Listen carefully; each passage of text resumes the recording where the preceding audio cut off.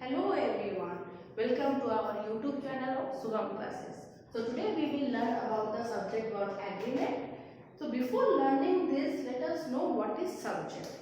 So the part of the sentence which states the person or thing in the sentence is called the subject of the sentence. क्या हुआ इसका मतलब कि sentence का ये वो पार्ट है जो हमको बताता है कि जिस पर्सन के बारे में हम बात कर रहे हैं या फिर जो चीज के बारे में हम बात कर रहे हैं, सो वो होता है subject. Clear?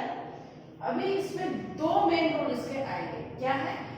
If the subject is singular then we will take singular verb and if the subject is plural then we will take plural verb. तो इसका मतलब क्या हुआ? अगर सब्जेक्ट सिंगुलर है तो वर्ब भी सिंगुलर होगा, अगर सब्जेक्ट प्लूरल है तो वर्ब भी प्लूरल ही होगा। तो जैसे कि हम देख सकते हैं, अगर सिंगुलर सब्जेक्ट हुआ तो वर्ब सिंगुलर होगा। अब एग्जांपल से इसको समझते हैं। क्या है example? I am in the classroom. तो यहाँ पे सब्जेक्ट कौन है? आई हो गया सब्जेक्ट, ठीक है ना? तो इसको यहाँ पे सब लिख देते हैं कि आई हो गया सब्जेक्ट, एम यहाँ पे वर्ब है, ये हो गया verb. So I am in the classroom, तो यहाँ पे सब्जेक्ट है सिंगुलर तो वर्ब भी हमारा सिंगुलर हो गया, ठीक है। अभी प्लूरल सब्जेक्ट का एग्जांपल देखते हैं। सब्जेक्ट अगर प्लूरल हुआ तो वर्ब भी प्लूरल लेंगे, तो plural subject takes plural verb. So now see the example, they are in the classroom। इसका मतलब क्या हुआ कि यहाँ पे they मतलब प्लूरल सब्जेक्ट आ गया है, ठीक है। they प्लूरल आ गया है तो इसीलिए वर्ब भी यहाँ पे प्लूरल में आएगा। अब देखिए, they हो गया सब्जेक्ट जो कि प्लूरल सब्जेक्ट है, इसीलिए वर्ब भी प्लूरल में आया, ठीक है। तो यहाँ पे हम ये क्लियर हो जाते हैं कि अगर सिंगुलर सब्जेक्ट है तो वर्ब भी सिंगुलर होगा, अगर प्लूरल सब्जेक्ट है तो वर्ब भी प्लूरल होगा।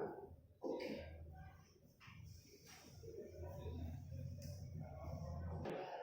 अभी देखिए, अभी फिर इसका नेक्स्ट रूल क्या बता रहा है? व्हेन टू और more singular subjects are joined then plural verb is used. इसका मतलब अगर सिंगुलर वर्ब दो या दो से ज्यादा है तो वहां पे हम प्लूरल वर्ब यूज करेंगे। जैसे कि मिसेस एंड मिस्टर गुप्ता, तो यहाँ पे मिसेस गुप्ता एक सिंगुलर है, मिस्टर गुप्ता भी सिंगुलर सब्जेक्ट है, तो यहाँ पे टू सिंगुलर सब्जेक्ट ज्वाइन किए हैं, टुगेदर दे ज्वाइन, नो।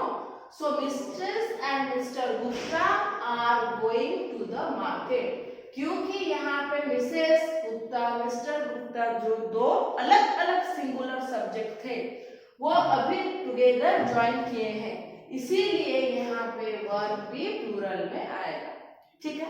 ये हो गया एक सिंगुलर सब्जेक्ट, मिस्टर गुप्ता भी हो गए सिंगुलर सब्जेक्ट, तो वर्ब आया प्लूरल वर्ब। समझ में आया?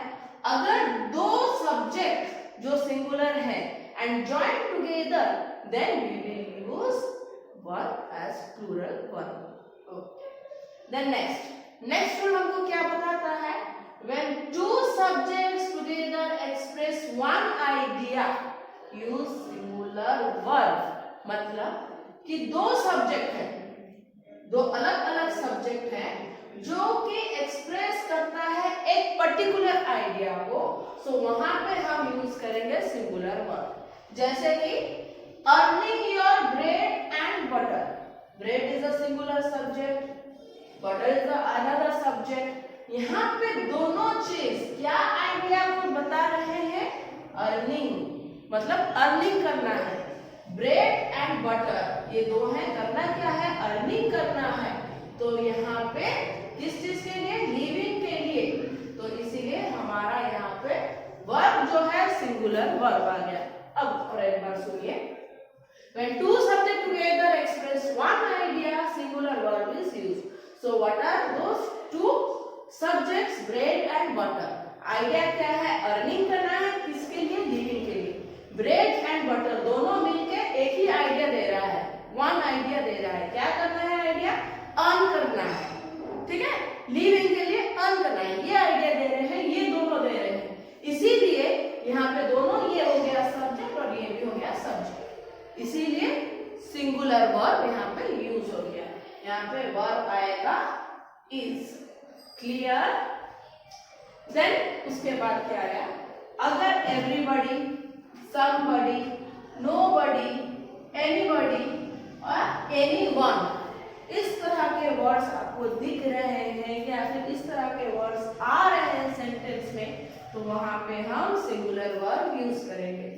Nobody is perfect in this world, तो यहाँ पे ये नोबडी आ गया एज सब्जेक्ट और इज हो गया सिंगुलर वर्ब. ठीक है, ये समझ आ गया. Then nouns joined by and. अगर हम दो नाउन्स में एंड यूज करते हैं तो वहां पे प्लूरल वर्ब को यूज किया जाएगा. जैसे सीता एंड गीता, ये दो अलग नाउन्स हैं, इनको हमने यूज किया यहाँ पे एंड. तो ये जो एंड यूज हुआ है यहाँ पे, दो नाउन को मिलाया है यहाँ पे. Are going to the Mumbai, तो यहाँ पे वर्ब आ गया प्लूरल वर्ब. देखिए, nouns joined by and take a plural verb. यहाँ पे ये दो नाउन है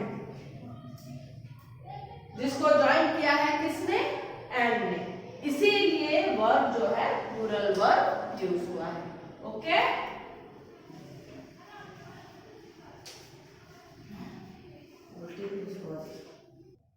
हाँ. तो अभी नेक्स्ट क्या हुआ? If the subjects are joined by or, not, either or neither, the verb agrees with the nearest to it.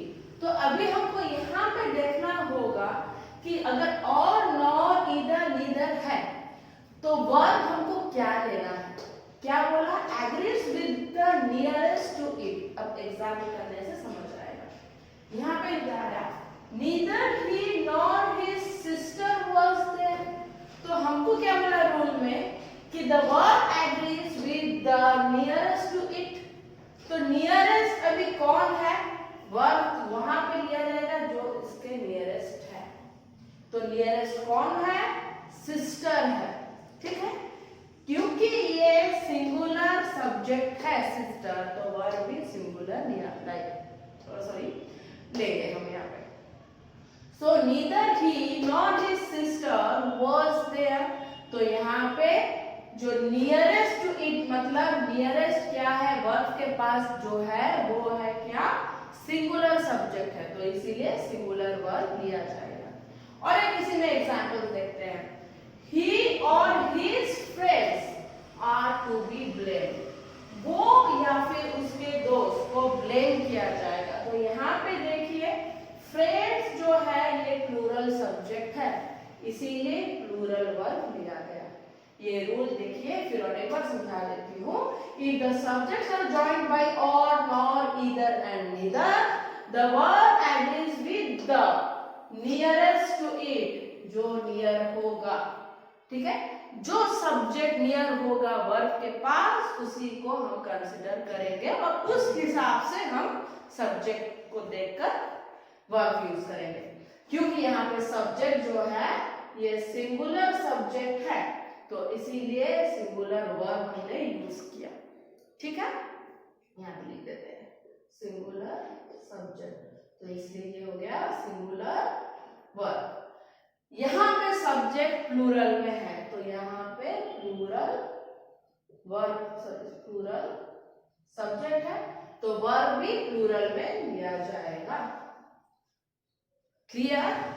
फिर next, the title of a book, play, story और a musical composition even though plural, takes singular, ये हमेशा singular में रहेगा. क्या क्या? अगर कोई बुक का नाम है, कोई प्ले का नाम है, कोई स्टोरी का नाम है, या तो फिर कोई म्यूजिकल कंपोजिशन है, चाहे वो जितने भी प्लूरल फॉर्म में क्यों ना हो, बट हम वहां पे सिर्फ सिंगुलर वर्ब ही यूज करेंगे. एग्जाम्पल देखिए, द थ्री मस्केटर्स, ये एक बुक का नाम है। तो ये देखिए थ्री मस्केटर्स है, जो भी हो जाए, अगर बुक, प्ले, स्टोरी या कॉम्पोजिशन, म्यूजिकल कॉम्पोजिशन का नाम आ रहा है तो वहां पे वर्ब होगा सिंगुलर। तो इज यहाँ पे सिंगुलर वर्ब है। फिर नेक्स्ट रूल क्या आता है, if the words are joined to a singular subject by with a singular verb is used. यहाँ पे अगर विथ आ गया, सिंगुलर सब्जेक्ट है और विथ के साथ जॉइन किया गया है तो सिंगुलर वर्ब भी यूज होगा। एग्जाम्पल देखिए, the prime minister with his cabinet colleagues, मतलब प्राइम मिनिस्टर अपने कैबिनेट कॉलीग्स के साथ is suppose to be present, is suppose to be present. तो यहाँ पे ये रूल देखिए एप्लीकेबल हो रहा है। If the words are joined to a singular subject, ये हो गए वर्ड्स ज्वाइन हो रहे हैं किसके साथ, सिंगुलर सब्जेक्ट के साथ। यहाँ पे प्राइम मिनिस्टर है, सिंगुलर सब्जेक्ट है ना। तो विथ आ गया यहाँ पे फिर से हिज कैबिनेट कॉलीग्स, कॉलीग्स जितने नंबर के होने रहे, हमको कोई लेंथ नहीं है, लेकिन यहाँ पे मेन सब्जेक्ट जो है वो है सिंगुलर सब्जेक्ट, तो इसीलिए यहाँ पे वर्ब जो है सिंगुलर वर्ब यूज होगा। ठीक है, so the prime minister with his cabinet colleagues is suppose to be present. तो यहाँ पे हम किसको कंसीडर कर रहे हैं, किसके हिसाब से वर्ब यूज करेंगे, जो सब्जेक्ट है। और यहाँ पे क्योंकि सब्जेक्ट जो है, सब्जेक्ट है द प्राइम मिनिस्टर, जो सिंगुलर सब्जेक्ट है, विथ आ जाने से जितने नंबर से चाहे प्लूरल उसके अदर वर्ड्स हो जाएं, लेकिन वर्ब जो है सिंगुलर वर्ब ही यूज होगा। क्लियर?